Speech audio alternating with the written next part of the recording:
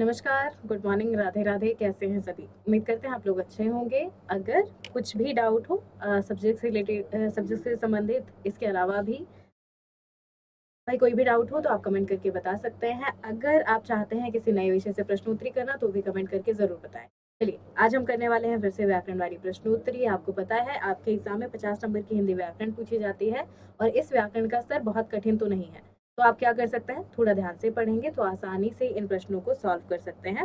वापस हम करने वाले हैं व्याकरण की प्रश्नोत्तरी।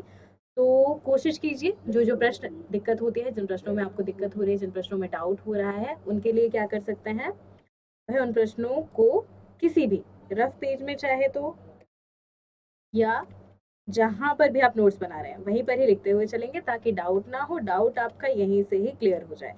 प्रश्नों की शुरुआत करेंगे। सबसे पहला पूछा जा रहा है मदोन्मत्त। अब सिर्फ मदोन्मत्त लिखा गया है, ऐसा करते हैं पूरा ही लिख देते हैं।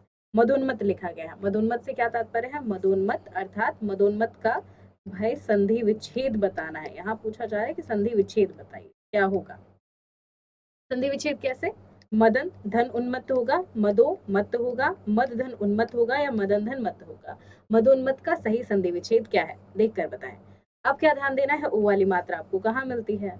ओ वाली मात्रा कहाँ कहाँ मिलेगी? या तो मिलती है आपको गुण संधि में, या तो मिलती है ओ वाली मात्रा आपको विसर्ग संधि में। दो ही जगह मिलती है। अब दो जगह अगर मिल रही है तो आप क्या कर सकते हैं, कैसे पहचानेंगे? आपको कहा था क्या ध्यान देना है, ओ वाली मात्रा हटाइए, अगर ये सार्थक है, ये सार्थक है, पहला शब्द दूसरा शब्द अगर आपके सार्थक बनते हैं तो आपको क्या पता चल जाएगा, विसर्ग संधि है। भाई मद तो सार्थक बना लेकिन नमत सार्थक नहीं हुआ, तो आप कैसे पहचान सकते हैं? सीधे सीधे कि हाँ गुण संधि ही है। अब गुण संधि में आपको ओ कब मिलता है? अगर आपका छोटा अ या बड़ा अ मिल जाता है छोटे ऊ से या फिर बड़े ऊ से, तो दोनों मिलकर क्या बनाते हैं, इन दोनों का मेल क्या बनाएगा, ओ बना देता है। बहुत आसान सी परिभाषा। और गुण संधि में टोटल आपको क्या क्या मिलता है, भाई पूरा देखना चाहे तो देख सकते हैं। गुण संधि के परिणामों में आपको क्या क्या मिलता है, या तो मिलेगा ओ, या तो मिलेगा ए, या तो मिलेगा आपको अर। ऐसे याद रख सकते हैं। ऐसे याद रखेंगे तो कंफ्यूजन नहीं होगी। तो मदन धन उन्मत्त क्या बनाएगा, मदोन्मत्त बनाएगा। सीधे सीधे छोटे अ की मात्रा निकलती है, यहाँ से आपका ओ निकलता है, दोनों मिलकर क्या करेंगे, मदन उन्मत्त, मदन उन्मत्त, मदोन्मत्त। ठीक है। और जब हम पढ़ रहे थे वर्ण विचार के बारे में, तब भी आपको बताया था कि अगर आपका उ मिल जाता है, किससे? आपका उ और अ दोनों मिलते हैं तब किसका निर्माण होता है? तभी ओ का निर्माण होता है। तो यहाँ से क्लियर रहेगा। अच्छा, शयन में कौन सी संधि है? शयन में कौन सी संधि होगी भाई? अयादि स्वर संधि है, दृढ़ स्वर संधि है, गुण है, वृद्धि है। शयन में कौन सी संधि है? अब क्या करें, ऐसे प्रश्न आए, शयन पूछे, गायन पूछे, गायक पूछे, नायक पूछे, पवन पूछे, पावन पूछे, सब में एक ही बात ध्यान देनी है, बीच में क्या लगा है, आई लगा हुआ है। अब आई लगेगा, कैसे पता चले? शयन, क्या लिखा है, शयन लिखा है, और आगे क्या है, बड़े अ की छोटे आ की मात्रा है, छोटा आ जिसकी मात्रा आपको दिखाई नहीं देती। तब इसे पहचाने कैसे? नहीं पहचानेंगे कैसे? आपके शब्द जिनका मेल हो रहा है वो भी क्या होने चाहिए, सार्थक होने चाहिए। मेल सार्थक होगा तभी तो सही संधि मिलेगी। चलिए,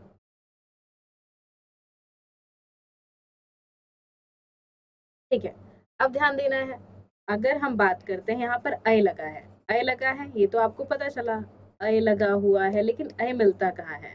आपको अय मिले, आय मिले, अव मिले, आव मिले, कब मिलते हैं?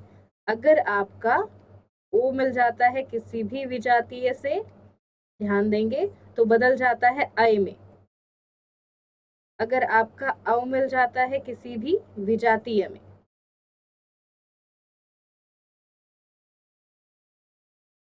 हमने थोड़ा सा गलत लिखा, जी जी थोड़ी सी गलती हुई, अय नहीं, यहाँ अव होगा। ठीक है। अगर आपका अव मिल जाता है किससे, अव मिल जाता है किसी भी विजातीय से, ध्यान देंगे ओ और अव, इनका मेल किसी भी विजातीय से हो तो किस में बदलेगा, ये आपका बदलेगा अव में, और ये आपका बदल जाएगा आव में। अब ऊपर वाला क्लियर कर लेंगे ताकि यहीं से ही क्लियर रहे। परिणाम बस याद रखिएगा, आपको या तो अव प्राप्त होगा, या तो आव प्राप्त होगा, या तो अय प्राप्त होगा, या तो आय प्राप्त होगा। अव कब मिला? ओ मिल जाए किसी विजातीय स्वर से। आव कब मिला? अव मिल जाए किसी विजातीय स्वर से। अब आते हैं भाई य कब प्राप्त होगा, अर्थात अय कब प्राप्त होगा और आय कब प्राप्त होगा। अगर आपका ए मिल जाए किसी विजातीय से, अगर अय मिल जाए किसी भी विजातीय से। भाई ये है आपका सूत्र, ये वाला नियम याद रखेंगे तो कंफ्यूजन नहीं होगी। अब अयादि संधि में क्या मिलता है? आदि संधि में यही मिलता है, सीधे सीधे अय देखकर भी समझ सकते थे। और अगर आप संधि विच्छेद करना चाहें तो क्या हो जाएगा? शे धन अन हो जाएगा। शय धन अन हुआ, ए का मेल हुआ किसी विजातीय से अर्थात अ से, तो क्या बन गया? अय बन गया, न वैसे का वैसा ही रह जाएगा।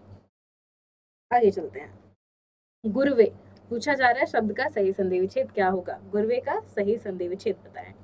गुरु धन वे, गुरु धन ए, गुर धन वे या गुरु धन ए। अब देखें और बताएं गुरुवे का सही संधि विच्छेद। अच्छा, ए कब मिलेगा आपको? मात्रा ए कब मिलती है? भाई थोड़ा सोचें और बताएं कि ए वाली मात्रा मिलेगी तो मिलेगी कैसे। अगर आपका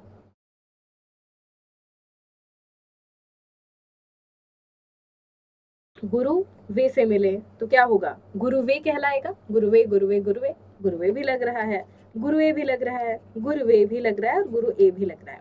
सोच कर देखिए और फिर बताइए। अच्छा, ये क्लासेस यहाँ पर भाई रिकॉर्डेड क्लासेस हैं, तो आपको क्या ध्यान देने की ज़रूरत है? थोड़ा सा समय हमारे पास होगा, आप कोशिश करें भाई, अगर सूत्र लिखना चाहते हैं तो सूत्र भी लिखते हुए चलें।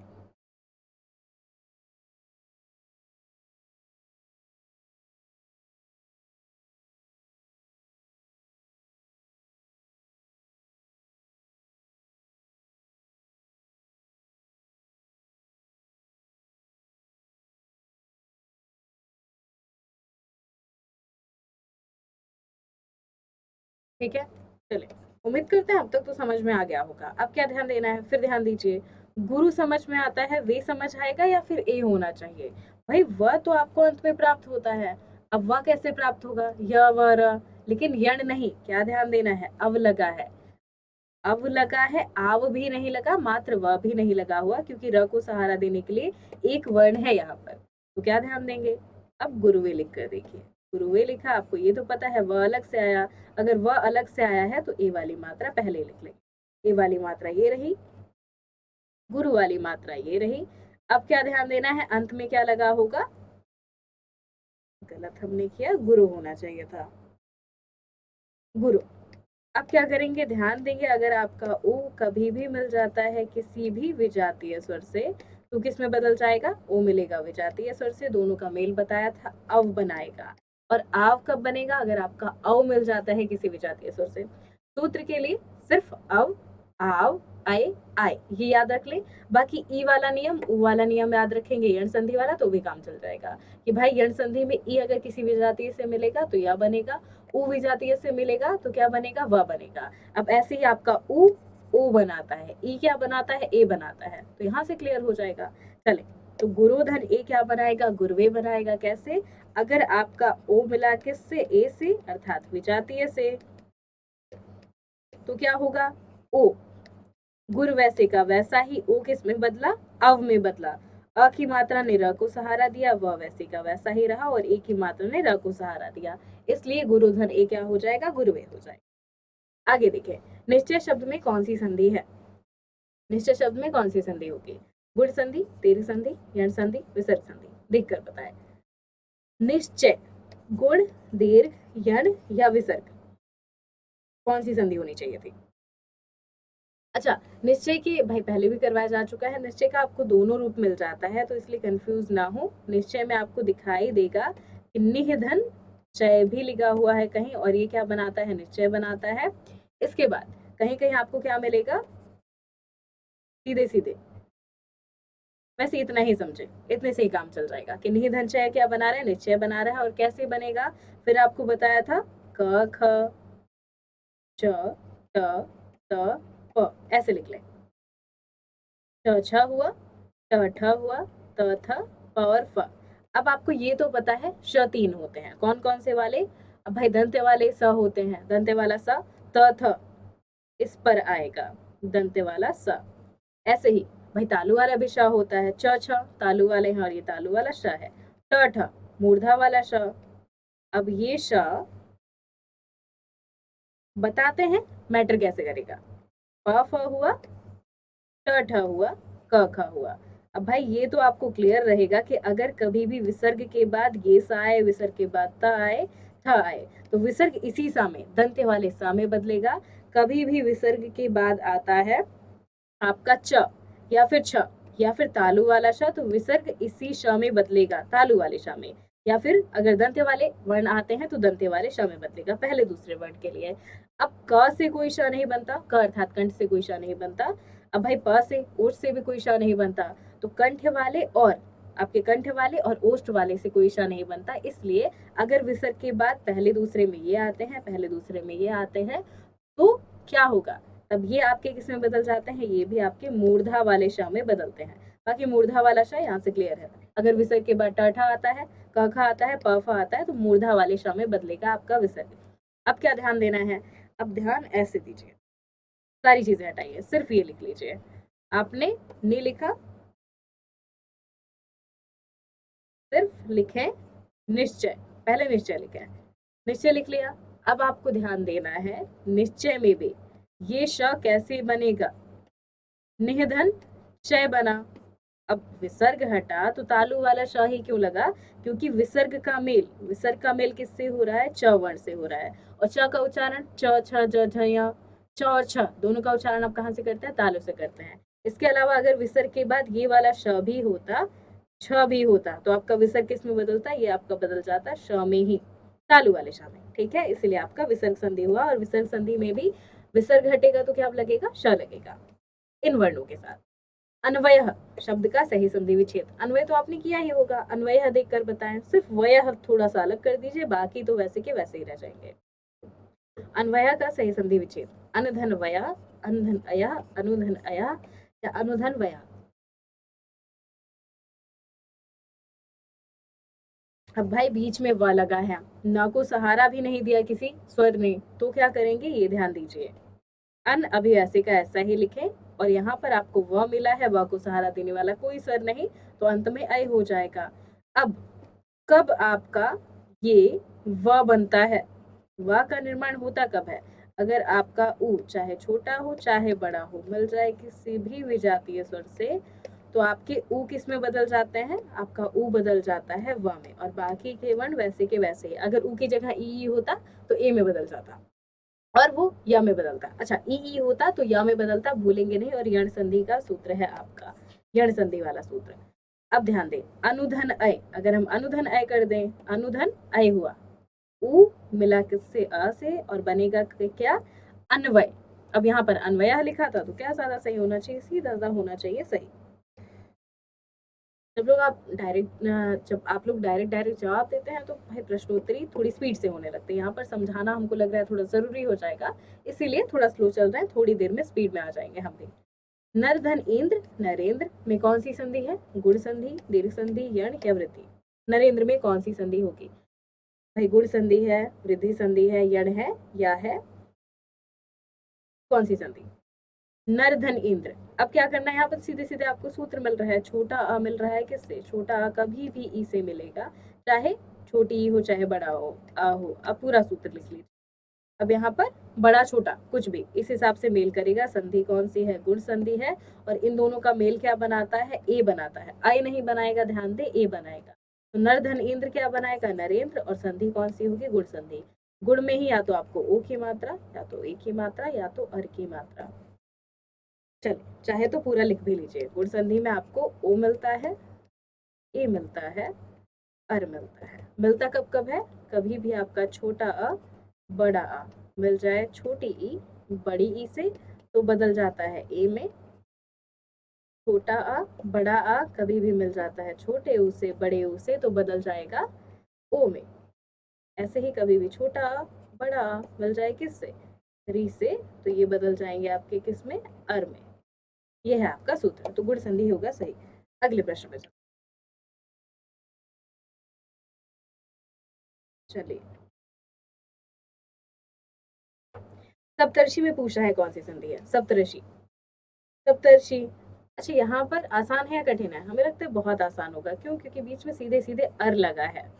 ध्यान देंगे, अर लगा है तो सप्त धन ऋषि क्या बनाएगा? अ या बड़े अ का मेल किससे हो जाए? री से हो जाए तो क्या होगा? पीछे ही बताया था आपको, अर बन जाएगा। कौन सी संधि? गुण संधि का है नियम।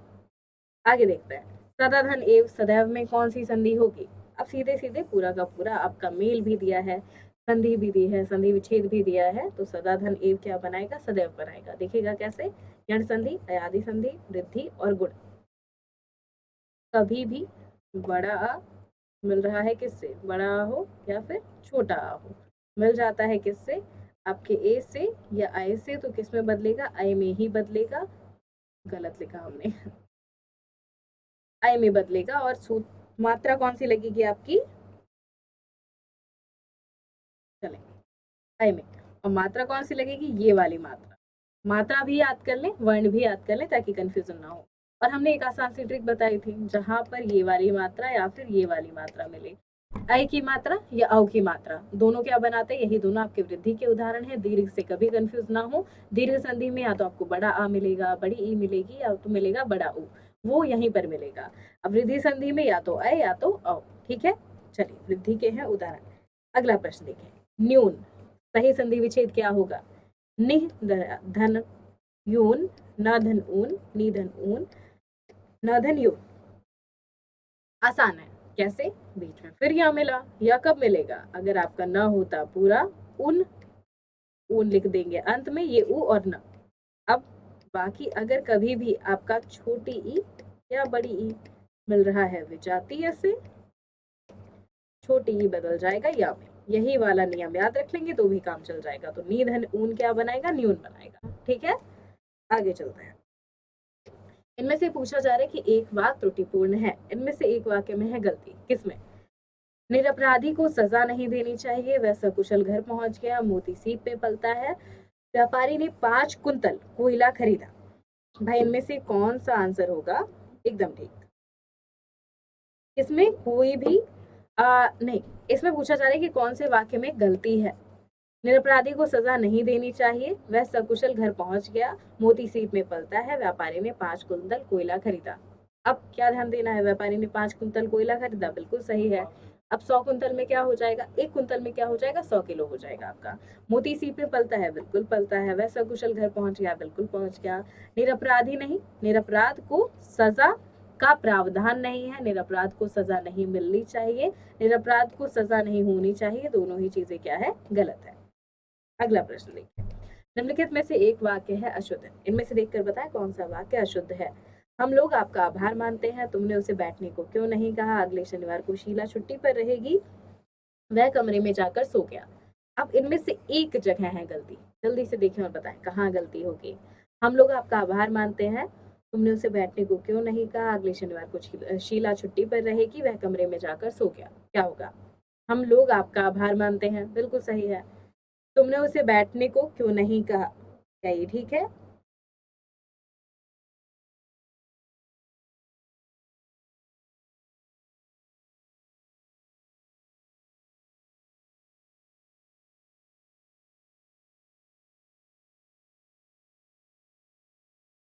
क्या करेंगे? वह कमरे में जाकर सो गया, बिल्कुल शुद्ध है।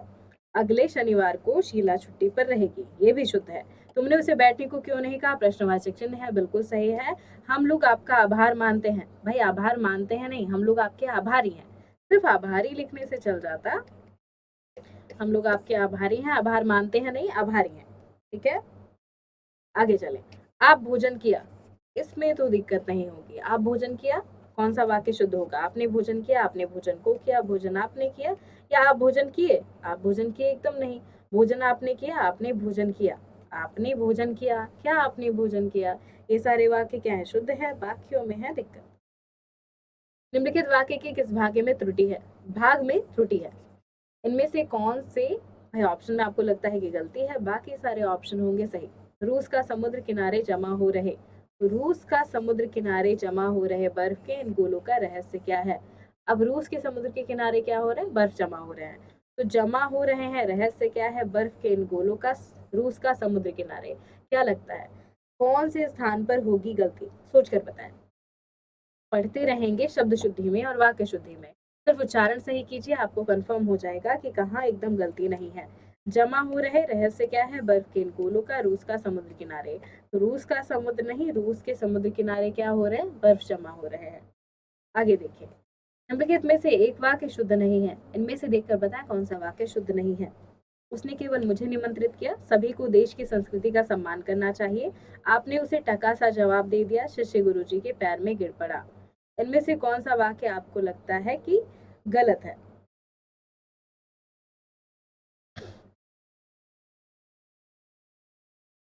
शिष्य गुरुजी के पैर में गिर पड़ा या फिर पैरों में गिर पड़ा? पैरों पर गिर पड़ा। शिष्य गुरुजी के पैरों पर गिर पड़ा, डी में गलती है, बाकी जगह क्या है? शुद्धता है। चले अगला प्रश्न, निम्नलिखित में से कौन सा शब्द हंस का पर्यायवाची है? कुरंग, भुजंग, मराल, पंचबाण। इनमें से कौन सा शब्द है जो कि हंस का एकदम पर्याय है? कुरंग। भाई कुरंग किसके लिए प्रयोग किया जाता है? हिरण के लिए प्रयोग किया जाता है? नहीं, हिरण के 2-3 और पर्यायवाची आप चाहे तो कमेंट करके बता सकते हैं। कुरंग देख लेंगे। अच्छा, कुरंग हुआ, भुजंग हुआ, मराल हुआ, पंचबाण है। तो क्या लगता है कौन सा प्रयोग किया जाता है हंस के लिए?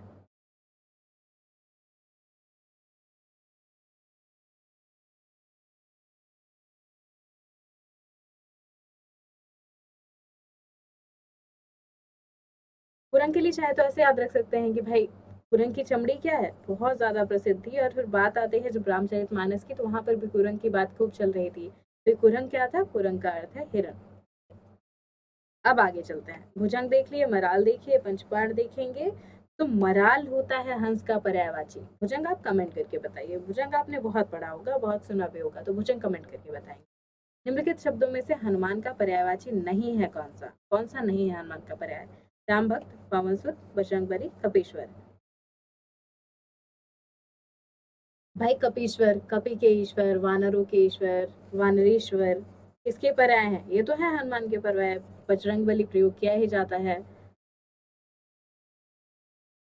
पवन सुत, अंजनी पुत्र, अंजनी सुत प्रयोग किया जाता है। लेकिन राम भक्त बिल्कुल रूढ़ नहीं है। किसके लिए? हनुमान के लिए। राम भक्त किसी को भी कहा जा सकता है। भाई जो राम का भक्त है उसी के लिए तो आप राम भक्त का प्रयोग कर सकते हैं, तो इसमें तो दिक्कत नहीं है। राम भक्त किसके लिए? किसी के भी लिए। तो हनुमान के लिए सिर्फ रूढ़ नहीं है। क्षुद्र के पर्यायवाची क्या होंगे? क्षुद्र के बताएंगे। कंजूस, कृपण, निर्धन, दरिद्र, अल्प, मामूली, नीच, अधम। क्षुद्र का पर्यायवाची क्या होगा? दिक्कत बताएं। निर्धन, दरिद्र, अल्प, मामूली, नीच या अधम। कंजूस, कृपण। अच्छा, शूद्र किसे माना जाता है? भाई जिसे काम ना दिया जाए इस समय में। पहले तो भाई आप मान लेते थे ठीक है कोई जाति है, लेकिन अभी अगर सीधे सीधे कहना हो तो शूद्र होते क्या है, इससे कंफ्यूज ना हो। सोचकर बताएंगे तो क्या पता चलेगा। अधम के लिए प्रयोग किया जाता है। निर्धन, दरिद्र पर एकदम नहीं जाएंगे। जिसके पास धन नहीं है, जिसका धन लुप्त हो चुका है, उसके लिए निर्धन दरिद्र का प्रयोग किया जाता है। लेकिन जो नीच है, जो अधम है, जो भाई नीचा कार्य करता है, नीच कोटि का कार्य करता है, उसके लिए शूद्र का प्रयोग किया जाता है। पर्यायवाची की दृष्टि से एक शब्द युग्म का अशुद्ध है। इनमें से पर्यायवाची की दृष्टि से एक शब्द युग्म है जो कि गलत है, बाकी सभी सही है। गंगा का जानवी है या नहीं? पानी का पानी है या नहीं? गृह का सदन है या नहीं? मयूर का केकी है या नहीं? एक शब्द युग्म इनमें से आपको मिलेगा जिसमें है दिक्कत, बाकी सब ठीक है। भाई गंगा, जानवी प्रयोग किया जाते हैं पर्याय के रूप में। जानवी आपने सुना भी होगा गंगा के पर्याय के रूप में।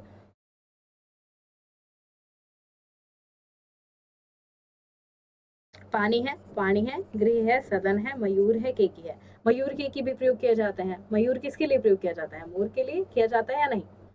अब गृह सदन, सदन, वासर, शाला प्रयोग किए जाते हैं। लेकिन पानी और पानी एक दूसरे के पर्याय नहीं है। पानी आपका जल के लिए प्रयोग किया जाता है, पानी प्रयोग किया जाता है हाथ के लिए। आपका पानी किसका पर्याय है? हाथ का। अधोलिखित में से एक पर्यायवाची युग्म सही नहीं है। इनमें से एक लिखा हुआ पर्यायवाची युग्म क्या है? गलत है। पुरंदर का अमरपति होगा या नहीं? सरोवर का पुष्कर होगा या नहीं? जलधि का अम्बुद होगा या नहीं? फणी का उरग होगा या नहीं? देखकर बताएं। भाई फणी, उरग एक दूसरे के पर्याय होंगे या नहीं होंगे? बिल्कुल होंगे। जलधि, अम्बुद, सरोवर, पुष्कर, तालाब एक दूसरे के पर्याय हैं।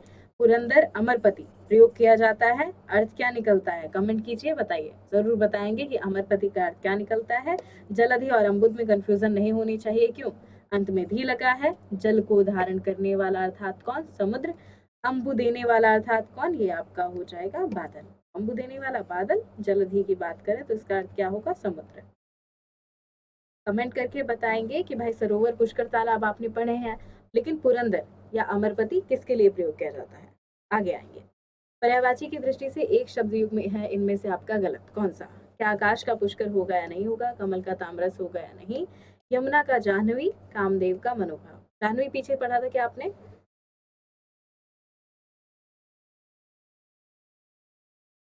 ठीक है, इसमें कांबर की चीटिंग हो सकती है। पीछे आप जाह्नवी पढ़कर आए थे। आकाश, पुष्कर, इनमें से कौन सा शब्द युग्म है आपको लगता है जो कि गलत है? आकाश पुष्कर बिल्कुल शब्द युग्म है। कमल तामरस भी ये शब्द युग्म है। कामदेव मनोभाव है भी शब्द युग्म, लेकिन यमुना और जाह्नवी नहीं है। यमुना और जाह्नवी अलग अलग है। जाह्नवी किसके लिए प्रयोग किया जाता है? पीछे ही आपने देखा था, गंगा के लिए जाह्नवी प्रयोग होगा, यमुना के लिए बिल्कुल नहीं। अच्छा, ऐसी कभी बात आए सरिता की तो ध्यान देंगे, सरिता गंगा यमुना का पर्यायवाची नहीं है, सरिता नदी का पर्यायवाची है। आगे देख लेते हैं। इनमें से किस शब्द के पर्यायवाची आपको लगते हैं गलत है? इनमें से कौन से शब्द के पर्यायवाची आपको गलत लग रहे हैं? बाकियों में कोई दिक्कत नहीं है।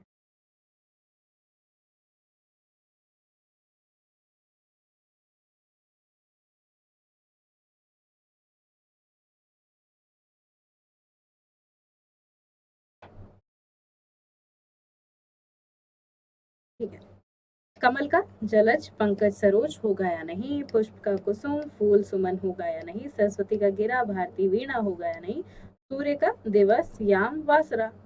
अब क्या ध्यान देना है? कमल का जलज, पंकज सरोज, तोयज, नीरज, वारिज, भाई ये सब तो होता है। पुष्प का कुसुम, फूल सुमन बिल्कुल होता है। सरस्वती का गिरा, भारती वीणा एकदम प्रयोग करते हैं।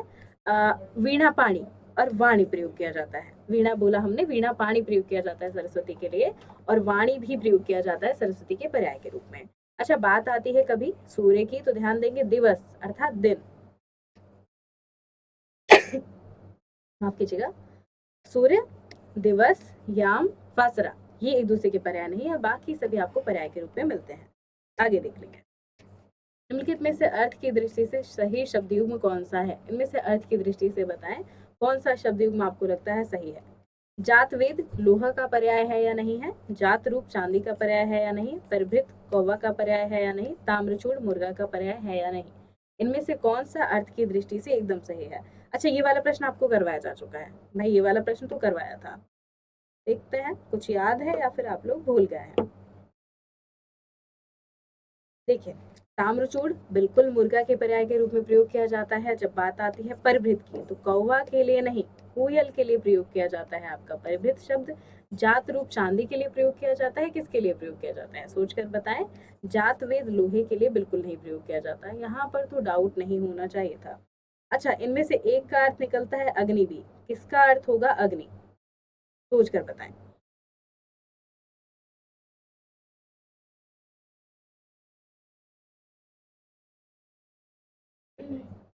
ठीक है, चले। जो दोहराया ना गया हो इसके लिए एक शब्द बताइए कौन सा है जो दोहराया ना गया हो? अनागत कहलाएगा, अनवगत कहलाएगा, अनावृत कहलाएगा या अनावर्त कहलाएगा? जो दोहराया ना गया हो, मान लीजिए कोई मंत्र है, ऐसा मंत्र जो दोबारा दोहराया ना गया हो, एक ही बार उच्चरित हुआ और बस वहीं पर समाप्त हो गया, भाई क्या कहलाएगा ये? अनागत कहलाएगा, अनवगत कहलाएगा, अनावृत कहलाएगा या अनावर्त कहलाएगा? सोचें और बताएं, सोचें और बताएं क्या सही होगा? अनावर्त एकदम सही होगा, अनावृत तो बिल्कुल नहीं। जो वृत्त नहीं है, जो गोलाकार नहीं है, वो अनावृत कहलाता है। अनावर्त जो दोहराया ना गया हो अनावर्त कहलाएगा। आगे चलें। लौट कर आया हुआ, इसके लिए उपयुक्त शब्द बताइए क्या होगा? जो आगत है, आगत का मतलब होता है कि जो लौट कर आया वो विगत, तथागत, प्रत्यागत, इनमें से जो लौट कर आया है उसके लिए कौन सी शब्द का प्रयोग किया जाता है? आगत जो आया हुआ है, विगत जो बीत चुका, भाई विगत वर्ष में क्या हुआ था? हमारा विगत वर्ष बहुत अच्छा गया था। आगत वर्ष में देखते हैं क्या होता है। तो आगत वर्ष आपका कौन सा होगा? 2023। और विगत वर्ष कौन सा जो जाने वाला है? 2022 जाने वाला है, तो विगत हम कह सकते हैं 2021 आपका विगत हो चुका है। अच्छा, तथागत, तथागत जो संबंध होके घटित हो रहा हो वो क्या कहलाएगा? तथागत कहलाएगा। तथा कथित से आप याद रख सकते हैं। प्रत्यागत जिसका संधि विच्छेद क्या होता है? प्रतिधन आगत, यही है लौट कर आया हुआ, जाकर फिर वापस लौटा हुआ प्रत्यागत कहलाएगा। समस्त पृथ्वी से संबंध रखने वाला, इसके लिए एक शब्द बताइए जो समस्त पृथ्वी से संबंध रखे, क्या कहलाएगा? सार्वकालिक, सार्वदैशिक, सार्वभौमिक, सार्वजनिक। वैसे सार्वजनिक लिखा हुआ होना चाहिए था, ज्यादा सही रहता। अब देखिए और बताएं। सार्वकालिक, हर काल से संबंध रखने वाला। सार्वदैशिक, हर देश से संबंध रखने वाला। सार्वभौमिक, भाई भूमि से संबंध रखने वाला, पूरी धरा से, पूरी भूमि से संबंध रखने वाला, समस्त पृथ्वी से संबंध रखने वाला क्या कहलाएगा? सार्वभौमिक कहलाएगा। क्लियर? आगे देखें। सार्वजनिक, भाई ऐसी वस्तु या कुछ भी ऐसा जो सभी लोगों के लिए क्या है? सभी लोगों के लिए उपलब्ध है, अवेलेबल है, वो क्या कहलाएगा? सार्वजनिक कहलाएगा। जिसे तत्काल उचित उत्तर या उपाय सूझ जाए, इसके लिए तो शब्द बताया जा चुका है, एकदम अच्छे से आप लोगों को याद भी होगा। जिसे तत्काल उचित उत्तर या उपाय सूझ जाए, प्रतिभाशाली होगा, बुद्धिमान होगा, प्रत्युत्पन्नमति होगा या अक्लमंद होगा। अगर पहली बार पढ़ रहे हैं तो सारे शब्द सही लगेंगे, लेकिन सीधे सीधे शब्द देखें और उसका अर्थ देखें। प्रतिभाशाली, जो प्रतिभावान है, जिसमें प्रतिभा है कुछ नया करने की, कुछ बेहतर करने की, कुछ अच्छा करने की। बुद्धिमान, जिसकी बुद्धि बहुत अच्छी चलती हो, भाई वो बुद्धिमान है। अक्लमंद, भाई जो अक्ल से क्या है? अक्ल से बड़ा संपन्न है, अक्लमंद। लेकिन प्रत्युत्पन्नमति क्या होगा? प्रति धन उत्पन्न धनमति। प्रति उत्पन्न मति अर्थात क्या? जिसकी मति, जिसकी बुद्धि तुरंत तुरंत उत्पन्न हुई है, अर्थात क्या होता नहीं है किसी को तुरंत तुरंत प्लान सूझ जाए। आप जा रहे थे कार में और अचानक से कार खराब हुई, तो आपके मित्रों में कोई ऐसा मित्र रहा होगा जिसे पता होगा तुरंत तुरंत क्या करना है, उसे तुरंत समझ में आ जाता है बुरी कंडीशन में कि हाँ यहाँ से क्या किया जाए, यहाँ से क्या किया जाए, तो वो क्या कहलाता है? प्रत्युत्पन्न मति कहलाता है। आगे देखें। किसी शुभ कार्य को विधि विधान और श्रद्धा पूर्वक करना, ये क्या कहलाता है? प्रार्थना कहलाता है, अभ्यर्थना कहलाता है, अनुष्ठान कहलाता है, मंत्रणा कहलाता है। किसी शुभ कार्य को विधि विधान और श्रद्धा पूर्वक करना क्या कहलाएगा? देखकर बताएं। भाई किसी शुभ कार्य को विधि विधान द्वारा और श्रद्धा पूर्वक करना क्या कहलाता है? अनुष्ठान कहलाता है। अभ्यर्थना तो बिल्कुल नहीं, अभ्यर्थना एकदम नहीं। मंत्रणा आपकी चाल हो जाती है, गुप्त मंत्रणा से आप याद रख सकते हैं। जो मर रहा हो उसके लिए एक शब्द होता है, कौन सा शब्द? मुमुक्षु, मुमुर्मुषु, मुमुक्षा या मुमुर्मुषा, जो मर रहा हो।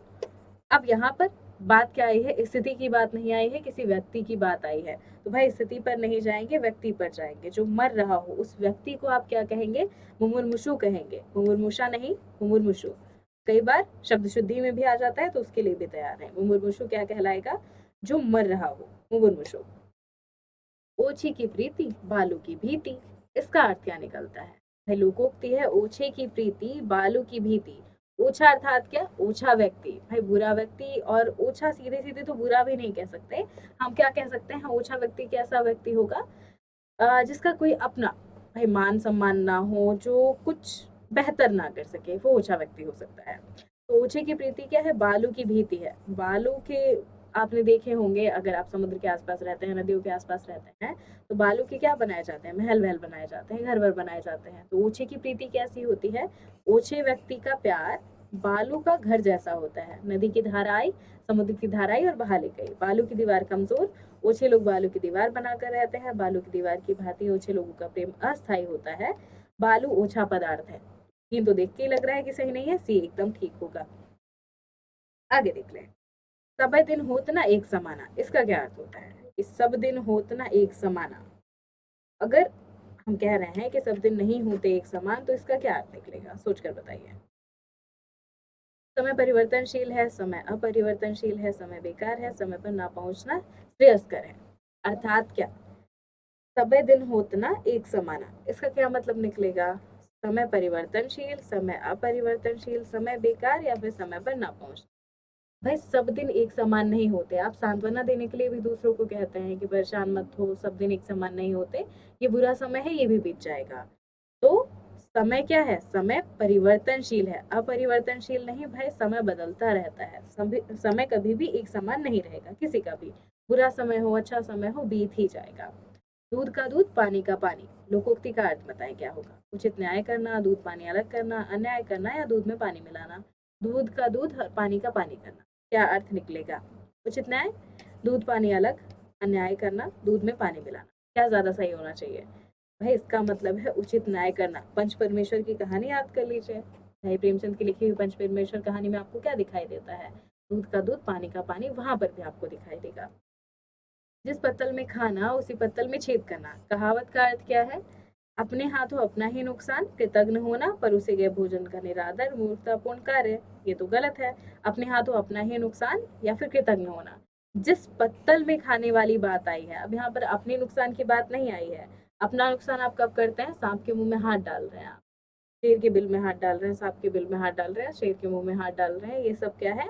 अपने हाथों अपना ही नुकसान करना। लेकिन जिस पत्तल में खाना उसी में छेद करना, ये क्या कहलाएगा?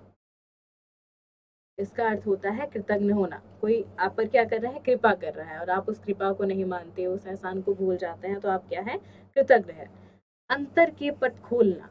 अब क्या है? बहुत से भजनों में सुना होगा ये तो आपने, कि अंतर के पट खोल भाई राम मिलेंगे। अंतर के पट खोलने का क्या मतलब होता है?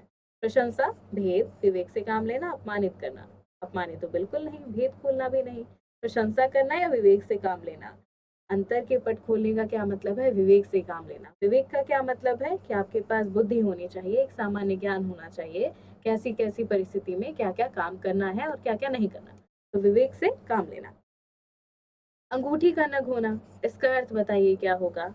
बहुत सुंदर, छिपा हुआ, बहुत प्रिय या बहुत कीमती।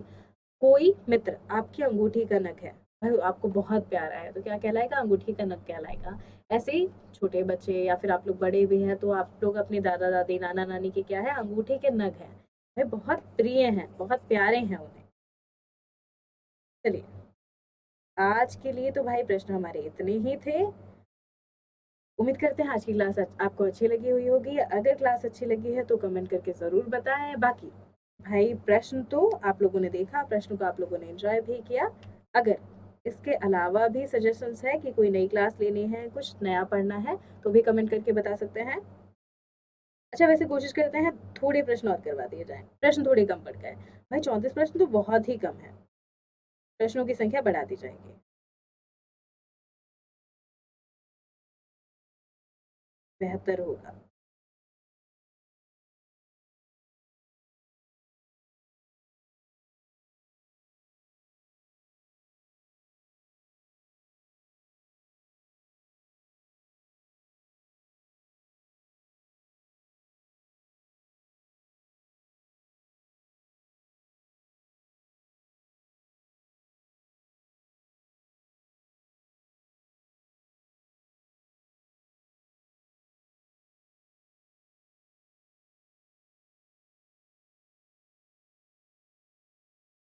ठीक है।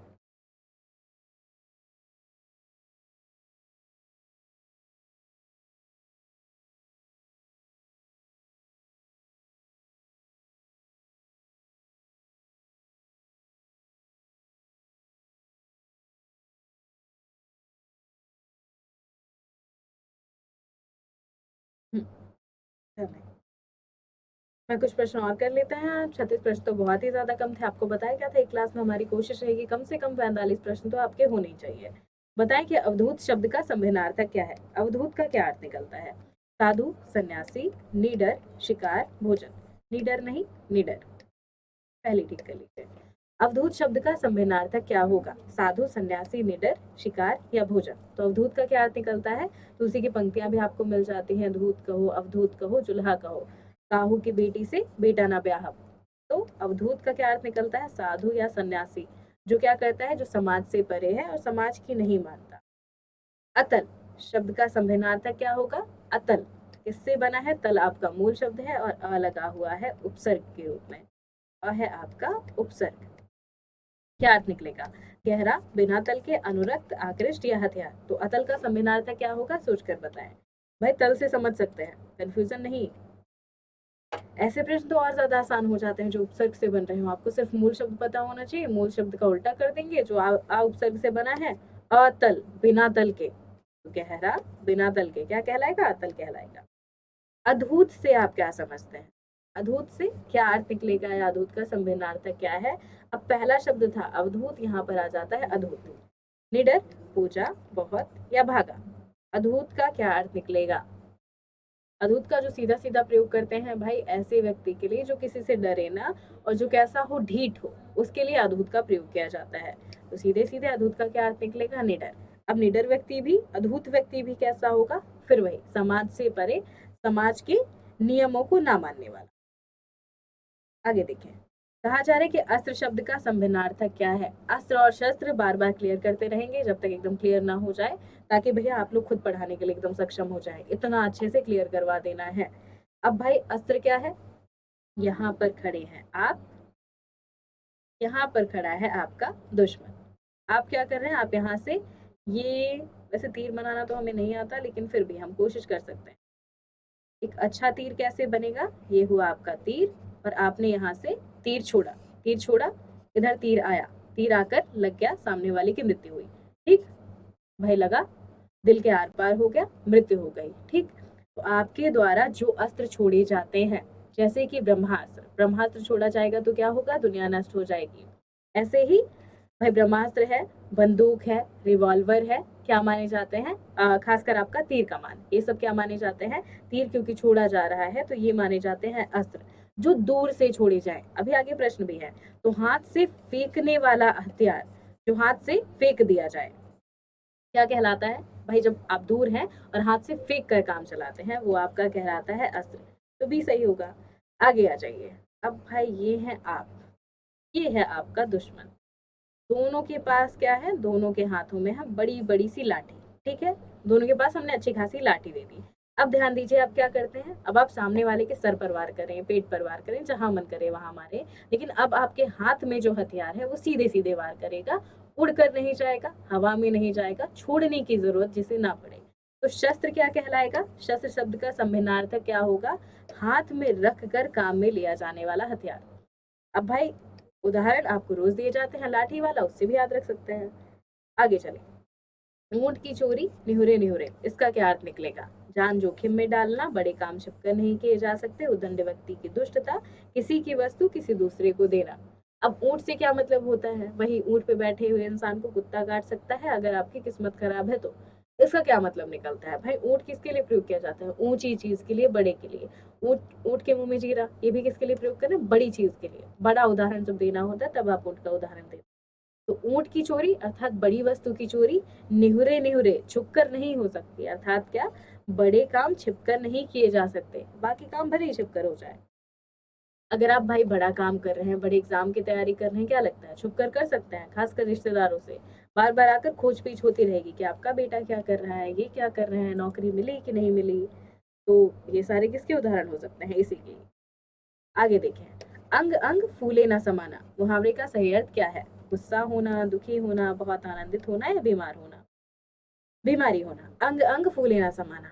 अब भाई आपका रिजल्ट आ गया, रिजल्ट आया, घर जा रहे हैं, घर वालों को रिजल्ट दिखा रहे हैं, सारे पड़ोसियों को रिजल्ट दिखा रहे हैं। जो घर का व्हाट्सएप ग्रुप बना होता है वहां पर आपने रिजल्ट क्या किया? सबको फॉरवर्ड कर दिया, क्योंकि आप अंग अंग फूले नहीं समा रहे हैं। आप क्या हैं? बहुत ज्यादा आनंदित है, बहुत ज्यादा खुश हैं। तो बहुत आनंदित होना, अंग अंग फूले ना समा।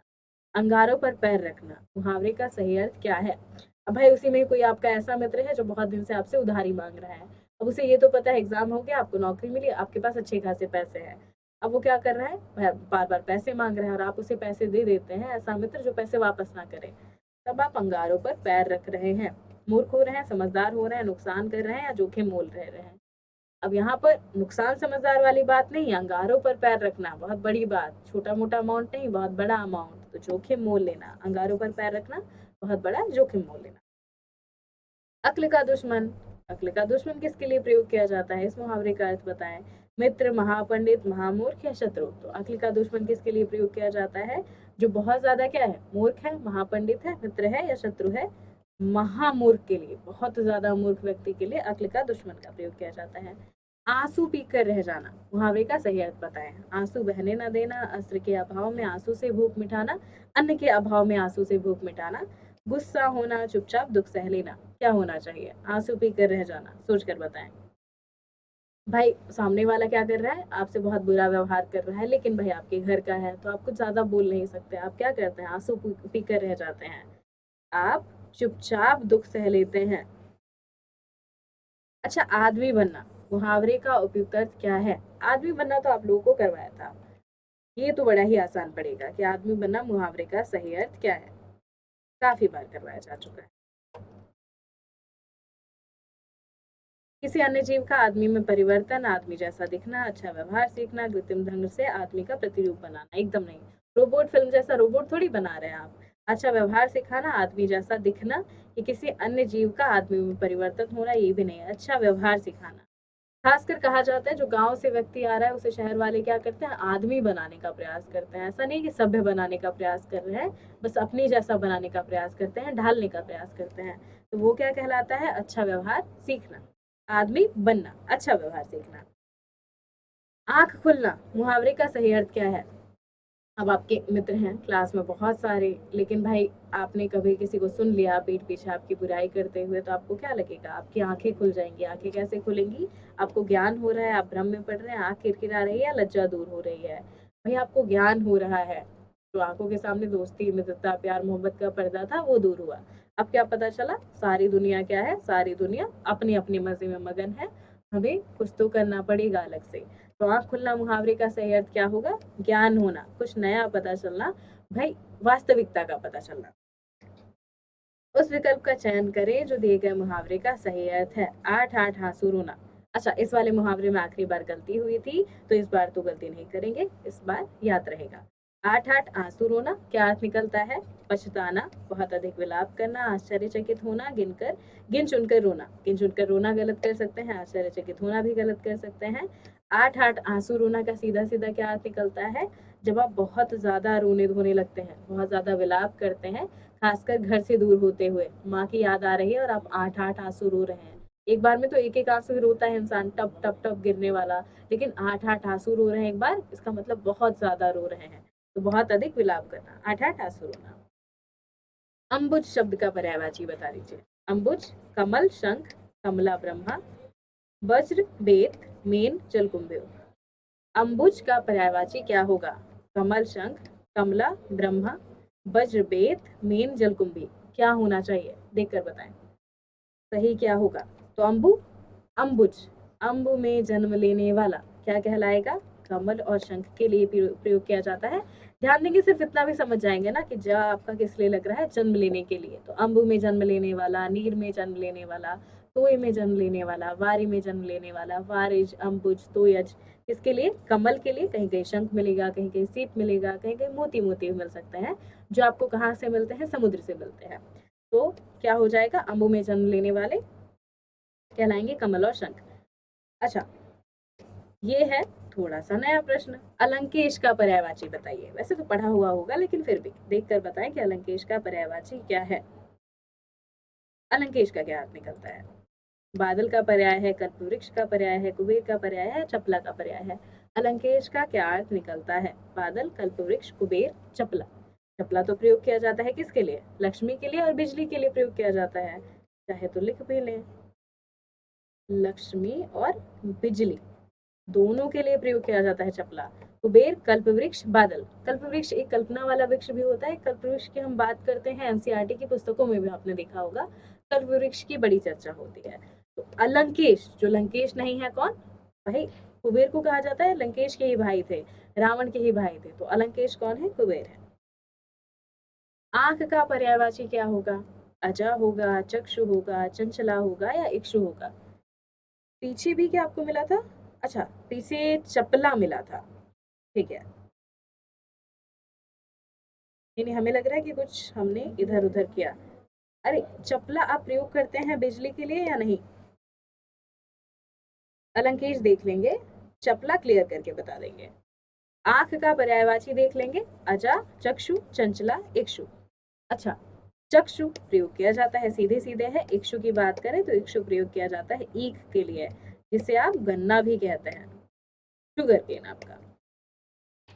आकाश का पर्यायवाची शब्द नहीं है इनमें से कौन सा? गगन नहीं होगा, नभ नहीं होगा, अंबर नहीं होगा, या अवनी नहीं होगा। आकाश का पर्यायवाची क्या नहीं है? गगन तो बिल्कुल है, नभ भी है, अंबर भी है, तो क्या अवनी होगा या नहीं होगा? अवनी बिल्कुल नहीं होगा।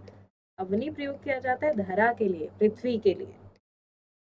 इंद्र का पर्यायवाची नहीं है इनमें से कौन सा? भूपेंद्र इंद्र का पर्यायवाची नहीं है, शक्र नहीं है इंद्र का पर्यायवाची, सुरपति नहीं है या पर्वतारी नहीं है। अच्छा, इस प्रश्न पर आपको छोड़ा जाएगा। इस प्रश्न का जवाब सभी देंगे कमेंट बॉक्स में। अच्छा, ये बताएं, कमेंट करके ज़रूर बताएं आज के प्रश्न आपको कैसे लगे। कुछ-कुछ प्रश्न थे जो हमने पहले वाली क्लास से ही लिए थे, तो थोड़ा रिवीजन हो जाएगा। जो-जो प्रश्न आप कर चुके थे, उनसे थोड़ा-सा आइडिया लग जाएगा आपको कि भाई एग्ज़ाम में कैसे-कैसे प्रश्न आ रहे हैं और कैसे-कैसे तैयारी करें। इसके अलावा भी अगर आपका कोई सजेशन है तो कमेंट करके बता सकते हैं कि कैसे-कैसे प्रश्न करवाए जाएँ। आपके विषय से ही अब तो एकदम हम मिलकर चल रहे हैं, विषय से थोड़ा भी नहीं भटक रहा है, क्योंकि जैसे प्रश्न ज़रूरी हैं, वैसे ही प्रश्न क्लास में रखे जाते हैं। 1-2 प्रश्न इधर-उधर आ जाता है तो हम स्किप कर देते हैं। चलिए, मिलेंगे अगली क्लास में, तब तक के लिए अपना ध्यान रखें। धन्यवाद।